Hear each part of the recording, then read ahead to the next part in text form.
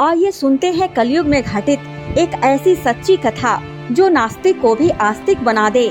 ये घोर कलयुग का समय है।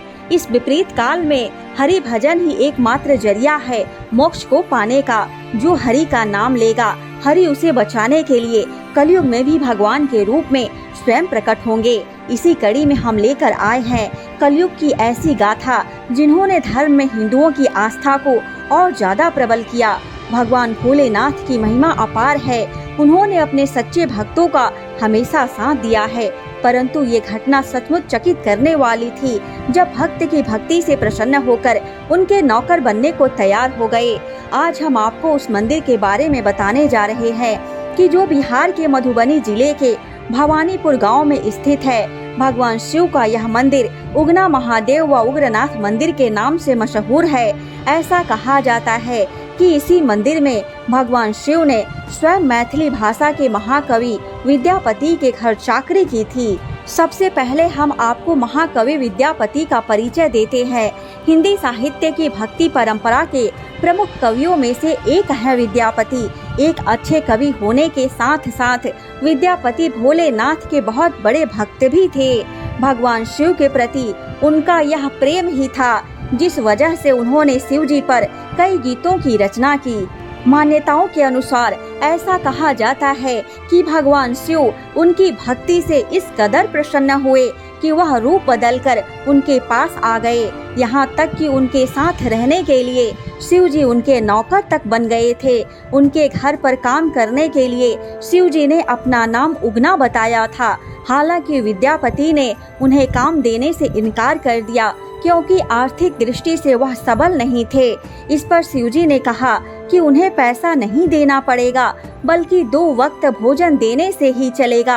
आखिरकार कवि विद्यापति उन्हें घर पर रखने के लिए तैयार हो गए। कहते हैं कि एक दिन विद्यापति राजा के दरबार में जा रहे थे। तेज गर्मी और चिलचिलाती धूप में उनका गला सूखने लगा। उनके साथ उस वक्त उगना यानी शिवजी भी थे।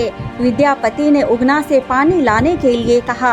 आदेश पाकर शिवजी कुछ दूरी पर गए और अपनी जटा खोलकर 1 लोटा गंगा जल भर कर लाए।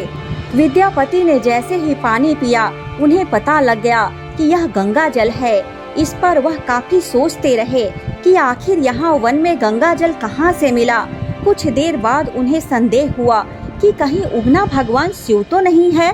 यह विचार आते ही वह उगना के चरण पकड़ लिए। इसके बाद महादेव को अपने असली रूप में आना पड़ा।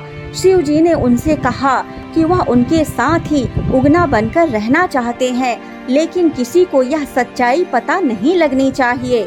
विद्यापति ने भी उनकी बात मान ली। इधर एक दिन उगना से एक गलती हो गई जिस पर विद्यापति की पत्नी उगना को चूल्हे की जलती हुई लकड़ी से पीटने लगी।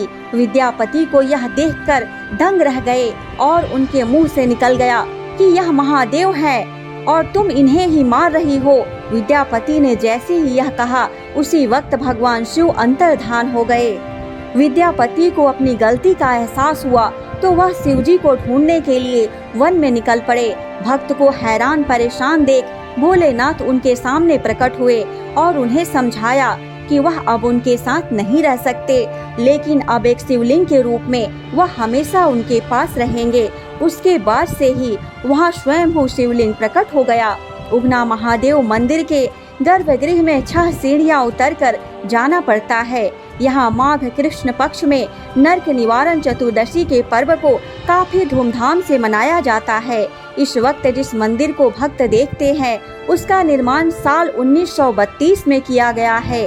हैरान कर देने वाली बात तो यह है कि साल 1934 में आए भूकंप से भी मंदिर को कोई नुकसान नहीं पहुंचा था। मंदिर के सामने एक सरोवर और एक कुआं भी है। इस कुएं के बारे में लोग कहते हैं कि यही वह जगह है जहां से शिवजी ने जटा खोलकर गंगा जल निकाला था। यहाँ आने वाले श्रद्धालु इस पानी को जरूर पीते हैं।